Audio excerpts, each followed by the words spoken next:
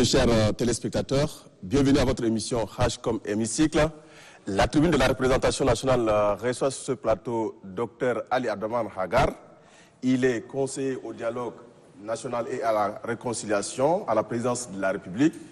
Nous le recevons ici sur ce plateau en tant qu'ancien secrétaire général du Conseil supérieur de transition de 1993 à 1996. Bonsoir, docteur. Bonsoir, monsieur Doba. C'est quoi le Conseil supérieur de transition pour avoir été EG pendant 3 ans? Merci, monsieur Doba Robert. Le Conseil supérieur de transition était le Parlement provisoire qui était l'émanation de la Conférence nationale souveraine. C'est un conseil, une sorte d'assemblée provisoire constituée de 60 personnes qui ont été élues par les représentants des forces vives présentes à la Conférence nationale souveraine. Donc le Conseil supérieur de transition, c'est des partis politiques, c'est des associations de la société civile, c'est la chefferie traditionnelle, c'est les femmes. Et c'est cette composante-là qui a fait que le nombre était un nombre de 60.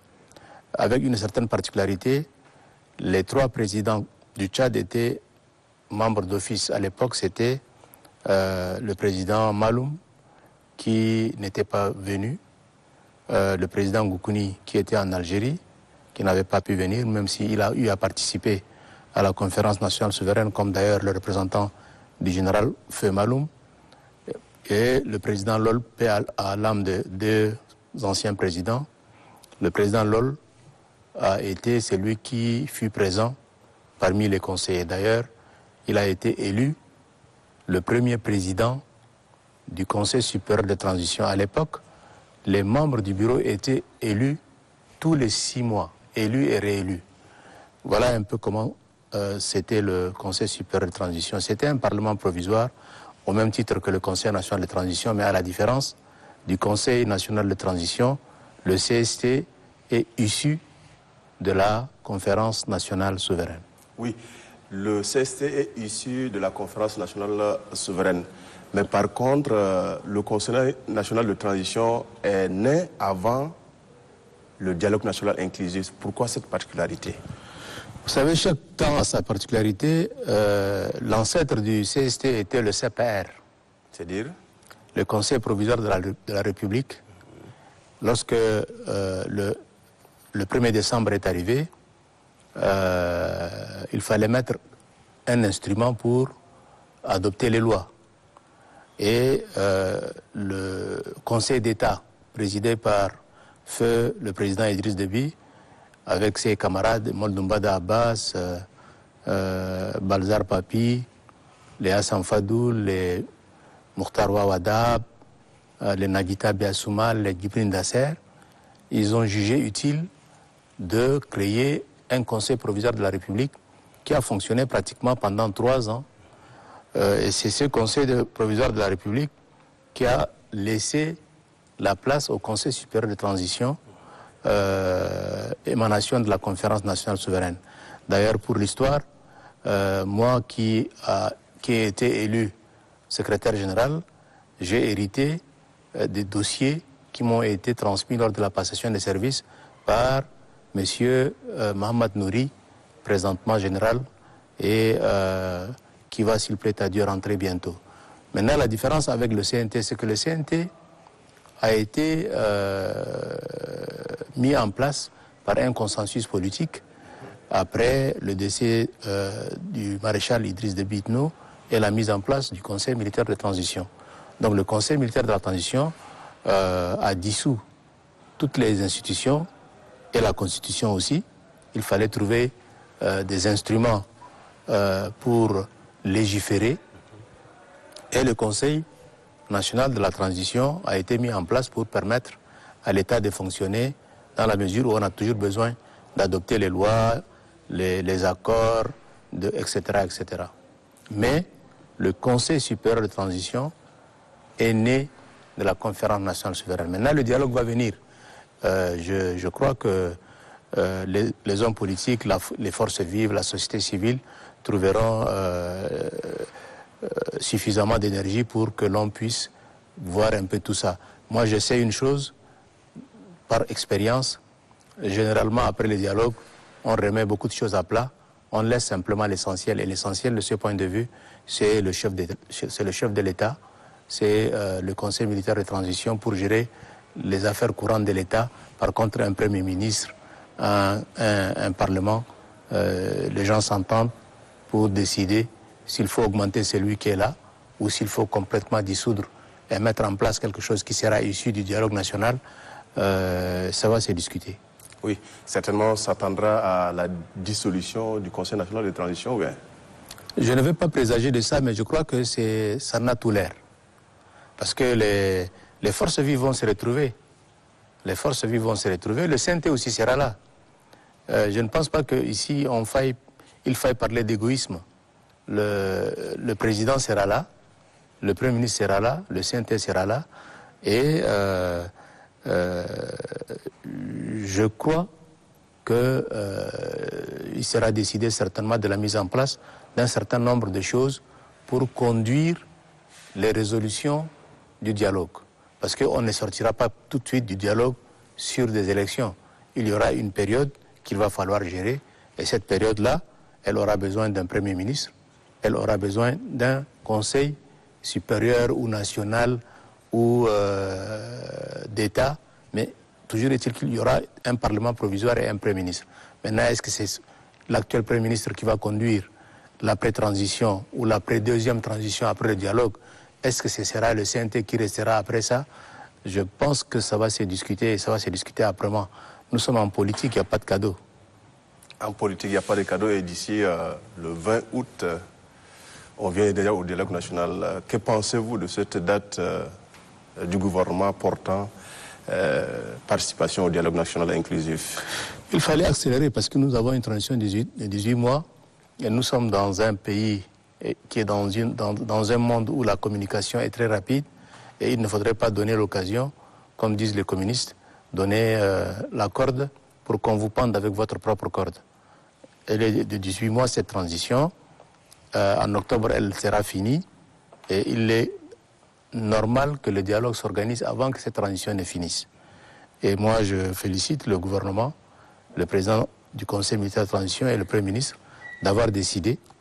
Ça nous permet, nous, à Doha, d'aller un peu plus vite et vous avez suivi. Même les frères qui ont à un certain moment voulu suspendre ont accepté de revenir à la table de négociation. C'est une très très bonne chose. La paix n'a pas de prix. Nous devons tourner la page de la violence. Il faudrait bien que l'on aille vers d'autres formes de gouvernance. On a fait la guerre pendant 60 ans, ça n'a rien donné. En dehors des orphelins, des veuves, des handicapés et des destructions massives de nos biens et de nos ressources. Donc, je salue le retour de ces groupes-là. Je suis sûr, et vous avez suivi le ministre des Affaires étrangères qui a été très très percutant, très clair. Le dialogue va être signé d'ici au plus tard quelques jours, en plein août. C'est une très très bonne chose. Donc il faut qu'on se prépare à autre chose, au dialogue. Après le dialogue, à une période de gestion où il y aura un gouvernement d'union nationale, quelque chose dans ce genre-là. Et puis après, on ira aux élections. Celui qui a le plus de suffrages gagnera. Oui, donc le 20 est une date, à mon avis, convenable. Elle sera peut-être corrigée 1 ou 2 jours près, mais vous savez, nous ne sommes pas des vendeurs de tapis. 20, le 20, le 25, le 30, en tout cas, le cap est déjà sur le dialogue. Oui, parlant effectivement du Conseil supérieur de transition, docteur, vous avez été secrétaire général, mais dans quelle corporation vous étiez? Apparemment, vous n'êtes pas politique? Non, moi j'étais venu au titre de la société civile. Vous savez, je suis société civile, je suis toujours société civile, mais être société civile n'empêche pas que l'on ait un penchant pour tel groupe ou tel autre groupe politique. Ça s'est fait, c'est ainsi. Mais moi je suis venu au nom de Tchad non-violence. Et si vous me voyez pendant toutes ces 30 dernières années lutter pour la non-violence, c'est parce que je pense qu'on ne peut pas construire un pays solide dans la violence sous toutes ses formes, qu'elles soient verbales, qu'elles soient physiques, qu'elle soit morale, qu'elle soit spirituelle. L'injustice est une violence. On ne peut pas construire dans l'injustice, n'est-ce pas? Et la violence physique est une violence. Les rébellions armées sont des formes de violence, etc., etc. Donc moi, j'ai participé au titre de la non-violence. Nous étions nombreux. Il y avait les syndicats, il y avait la société civile représentée par d'autres personnes. Moi, je me rappelle encore de Mme Fatima Sissoko, de Diakité, etc., de Nabi Andali, de Djibril Sali. Longue vie à M. Djibril Sali, mais d'autres sont déjà décédés. Donc, j'ai représenté la société civile au titre de la non-violence. Oui, vous avez représenté la société civile au titre de l'association Tchad Non-Violence. Mais parlant effectivement de ce Conseil supérieur de transition, parlant de sa configuration, est-ce qu'à l'époque, c'est aussi à l'image du Conseil national de transition où on a un président du Conseil national de transition, un vice-président, un deuxième vice-président? Non, ce n'était pas pléthorique. Ce n'était pas du tout pléthorique. La conférence nationale souveraine a balisé le terrain. La conférence nationale souveraine, avec tout ce qu'on peut dire, a quand même été une grande manifestation au service de la paix, de la sécurité, de l'unité nationale, de la bonne gouvernance. Et le Premier ministre a été élu séance tenante par les participants à la conférence nationale souveraine. Il y a eu plusieurs candidats, il y a eu une dizaine de candidats, et on a élu Fidel Mungar, n'est-ce pas? Après Fidel Mungar, on a élu le Conseil supérieur de transition. Et une fois le Conseil de transition mis en place, le Conseil a élu, on n'a pas été désigné par consensus, comme maintenant cela se fait, par groupe d'intérêt ou par groupe politique, etc., par groupe régional, les provinces. Non, on n'avait pas ces considérations. Vous vous présentez et vous êtes élu, ou vous êtes battu. Donc le président a été élu, le premier président était Lol Mamashoua, le deuxième président était Bachar Gada, paix à leur âme, le troisième président était M. Abbas Issa Ali, le premier vice-président était M. Amoula Waya, paix à son âme, le deuxième vice-président était le général Gouara Lassou, n'est-ce pas, etc., etc. Le premier secrétaire général, c'était moi. Moi, j'ai fait 3 ans, et puis après, parce que je dois partir en France pour suivre des études à l'ENA, il y a eu un vote, et j'ai été remplacé par feu Dr Idriss Ndele Yayami, qui a croisé le fer avec feu Ganda Ndjemen Jaha. Même les présidents des commissions étaient élus. Il y avait 6 commissions. Il y avait un président, un vice-président, un secrétaire général adjoint, un questeur et un questeur adjoint. Il y avait 6 personnes. Le CST n'avait pas de vacances parlementaires. Moi, je pense que dans la transition, avoir des vacances parlementaires, c'est un excès de langage, parce que vous êtes un parlement provisoire et vous devez travailler à plein temps. Donc nous, sur les 3 années de transition, on n'a pas eu une seule minute de vacances parlementaires. Ce qui veut dire que le gouvernement n'a jamais été autorisé à légiférer par ordonnance. C'était des lois, etc. Et puis on avait les prérogatives de toute forme, de toute assemblée digne de ce nom. On pouvait faire des propositions de loi, on votait les projets de loi du gouvernement, on interpellait les ministres, séance... c'est le mécanisme de l'action... Le mécanisme de l'action de contrôle de l'action gouvernementale. On censurait les ministres. Mungar a été censuré après 6 mois parce qu'on s'est rendu compte que le cahier des charges n'avait pas été exécuté normalement. Bon, il conteste encore, hein, il dit que c'est pas vrai, n'est-ce pas? Et des ministres ont été interpellés avec beaucoup de sanctions d'ailleurs et des résolutions. Il y a eu, durant la transition, quand même 3 premiers ministres. Il y a eu Mungar, docteur, il y a eu Kassiré, qui a été également censuré. Il a écopé une motion de censure. Une motion de censure, bon. Maintenant, ça, c'était de la haute politique. Lui, il voulait être candidat aux élections présidentielles, et puis les gens ne voulaient pas que le Premier ministre soit candidat aux élections présidentielles. Et vous savez, le président Kassiré, c'est pas quelqu'un qui va accepter des choses comme ça. Il a préféré partir que de rester Premier ministre sans être candidat Vous savez, c'est un constitutionnaliste. Et puis après, on a pris feu Djimasta Koebla, qui était quand même quelqu'un de très calme et qui était plutôt dans les dossiers. C'est un administrateur civil. Voilà. Donc, les premiers ministres respectaient beaucoup le CST parce qu'ils savaient qu'on ne blaguait pas. N'est-ce pas? Et les contrôles étaient des contrôles très efficaces. Et je dis aussi que les dépenses du CST étaient des dépenses très très petites. En dehors du bureau qui avait des voitures, les conseillers n'avaient pas droit aux voitures.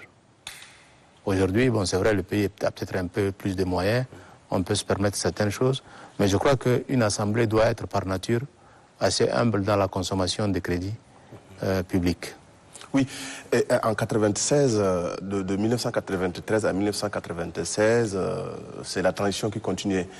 Mais on n'avait pas encore adopté la loi fondamentale. Sur quelle base La charte de transition. La conférence a donné 3 documents. La conférence nationale a donné la charte de transition. La conférence a donné le cahier de charges, 280 points. Et la conférence a donné des actes. Par exemple, l'unité nationale, la lutte contre l'ethnicisme, contre le tribalisme, la sécurité, l'intégrité, etc. C'est tout ça, d'ailleurs, qui a constitué le corpus de la Constitution à venir. Et puis, à l'intérieur du Conseil supérieur de transition, il y avait des partis politiques très forts.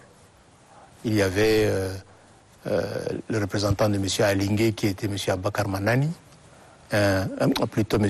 Adou Manani, le père de l'actuel Abakar Manani. Il y avait le parti de M. Gali Gatangote, qui avait une représentante femme, n'est-ce pas, et d'autres. Le RDP avec LOL, le président Kamougé avait aussi son parti. Il y a même des petits partis qu'on ne connaissait pas, mais qui ont réussi à se positionner à la CNS.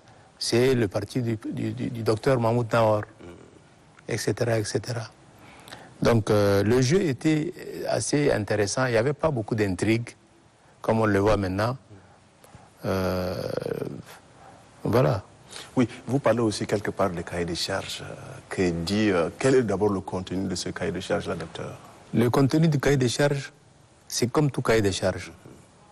Construire des routes, construire des écoles, réformer l'armée, réformer l'éducation, circuler en respectant le code de la route, avoir des bons policiers, etc., etc. Tous les besoins sociétaux se retrouvent dans le cahier des charges. Qu'est-ce qu'on doit faire pour que le Tchad devienne un pays normal?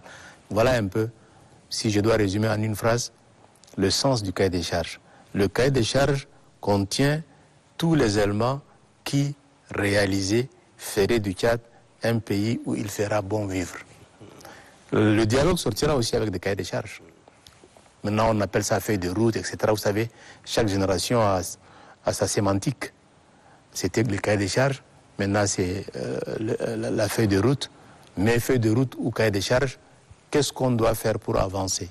Qu'est-ce qu'on doit faire pour ne pas continuer à être considéré comme un pays en retard? Voilà un peu. C'est-à-dire, le CST aussi avait cette mission d'évaluation des politiques publiques. Absolument. Et on avait de très bons économistes qui faisaient de très bonnes propositions de loi. On avait un monsieur qui était très fort, un administrateur civil qui comprenait un peu tout ça. N'est-ce pas? On avait de très bons magistrats comme Feu Ousmane Salah. N'est-ce pas? On avait des politiciens très compétents comme Mohamed Djarma. Mais on avait aussi des gens sages qui ont vu le Tchad naître, comme le ministre Pirkoloso Akoina Benoît, ou comme le vieux Digaou Doumbé Abdoul, ou encore comme des anciens préfets depuis l'indépendance jusqu'à la fin de leur vie, Djontan Maurice, qui est le père de l'ancien directeur général de la gendarmerie, le général Oenati Djontan Maurice. Voilà un peu le marigot dans lequel a baigné la transition. Oui, tout de suite, vous avez aussi parlé de certaines propositions de loi qui ont été examinées et adoptées par le CSC, le Conseil supérieur de transition. Est-ce que pouvez-nous parler, relever un peu quelques 2 ou 3 de ces propositions de loi, pas projets de loi, mais propositions de loi qui ont marqué Oui, CST. c'est vrai. Il y a eu une proposition de loi que je n'oublierai jamais. C'est la proposition de loi. Bon, l'Assemblée fait des propositions et le gouvernement fait des projets. Oui. Et nous, on a compris que nous avons aussi une mission, c'est de faire des propositions. Et il y a un juriste, l'ancien ministre de la Justice, Ahmad Mamata Hassan, a porté sur lui, parce qu'il était le président de la commission communication. Il y avait six commissions. Et la commission communication était présidée par Ahmad Mamata Hassan. Et le gouvernement d'un premier ministre, je ne vais pas le citer, ne voulait pas du tout laisser passer la loi sur le HCC. Parce qu'à l'époque, N'Djamena Hebdo et le journal Le Temps emmerdaient, entre guillemets, les différents gouvernements. Et donc, on n'était pas très prêt à accepter que le Haut Conseil de la communication, quoique résolution de la conférence, les ministres, le Premier ministre ne voulait pas que ça sorte. Et donc, il fallait porter cela. Ahmad a fait une proposition de loi et le bureau du CST est allé rencontrer le Premier ministre. Ensuite, on est allé rencontrer, moi je me rappelle, on a eu une très belle séance avec le président de la République. Et le président du CST, Bachar Gadaya, a expliqué l'intérêt que le Tchad a à avoir le HCC. Et c'est comme ça que cette loi, proposition, a été soutenue, défendue, votée, et ça a donné naissance au HCC avec des personnages très grands à l'époque. Il y avait un président, il y avait aussi des intellectuels comme Ismaël Ben Cherif, etc. Donc, il y a cette proposition. Il y a aussi des propositions qui ne sont pas passées. Moi, je me rappelle une conseillère, Fatima Sissoko, avec Mme Hadi Alime Omar, paix à leur âme. Elles ont proposé une loi réglementant la dot pour permettre aux jeunes de se marier. De se marier. Un peu moins cher. C'est déjà le début du code de la famille. C'est le début du code de la famille. Mais les gens ont dit, bon, attendez, déjà les jeunes se marient sans ça, pourquoi une loi? Nous, on voulait simplement placer la barre à un niveau tel qu'il soit possible à un jeune, avec un salaire normal, de se marier. Voilà. Il y a eu aussi une proposition de loi, parce qu'il y a un lobby jeune mené par Tchad anti-clivage de Antoine Souniabé et ses amis, El Ketch et tout ça. Ils sont venus nous voir, nous autres jeunes, pour dire, écoutez, le tribalisme est en train de prendre de l'ampleur. Est-ce qu'on ne peut pas faire une proposition de loi pour pénaliser les actes ethnicistes? C'est-à-dire une proposition de loi portant pénalisation de l'ethnicisme. De l'ethnicisme. Voilà. Les gens ont crié haro en disant, oh, etc. Et donc, on a laissé tomber. Mais c'est des choses qui sont assez intéressantes, qui peuvent à tout moment revenir. Parce qu'aujourd'hui, quand on regarde le niveau de la haine entre les ethnies, quand on regarde un peu l'exploitation que font certains hommes politiques de nos différences ethniques, on a besoin un peu de légiférer pour dire aux gens, écoutez, en France, par exemple, le racisme est pénalisé, n'est-ce pas? Oui. Il faudrait aussi qu'on arrive ici à pénaliser les actes ethnicistes, parce que les génocides commencent par la vulgarisation des actes et des paroles ethnicistes. Un professeur a été tué comme ça, dans un lycée, parce qu'il enseignait l'histoire. L'histoire, elle est neutre, n'est-ce pas? Voilà. Oui, docteur Ali Abdallah Hagar, objectivement parlant, étant acteur, un grand écrivain, vous avez l'habitude de suivre les débats à l'Assemblée, que ce soit le CNT, objectivement parlant. Comment vous trouvez le niveau des débats des parlementaires, objectivement parlant? La meilleure législature était la législature de 1996. Je ne le dis pas pour choquer quelqu'un. Parce que la législature de 1996, avec ceci des particuliers, elle a eu lieu à un moment où il y avait un consensus politique, où les gens étaient devenus très conscients.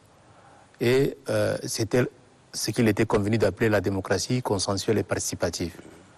Il y avait Kamougué, qui était de l'opposition, mais qui présidait quand même l'Assemblée.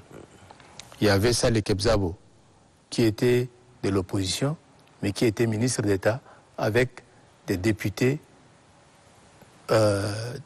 visible, comme on dit, dans l'Assemblée. Il y avait les MPS qui avaient la majorité et qui étaient là. Et tout le monde s'entendait parce qu'on avait d'abord le Tchad dans notre objectif, comme notre objectif. Les gens ne faisaient pas beaucoup de calculs politiques.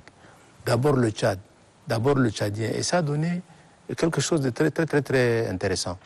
Il y a eu même une période où il y a eu une accalmie, mais vous ne pouvez pas imaginer. De 1996 à 2000, il y avait une grande accalmie. Parce que les élections même de 1996 étaient des élections très transparentes, très libres.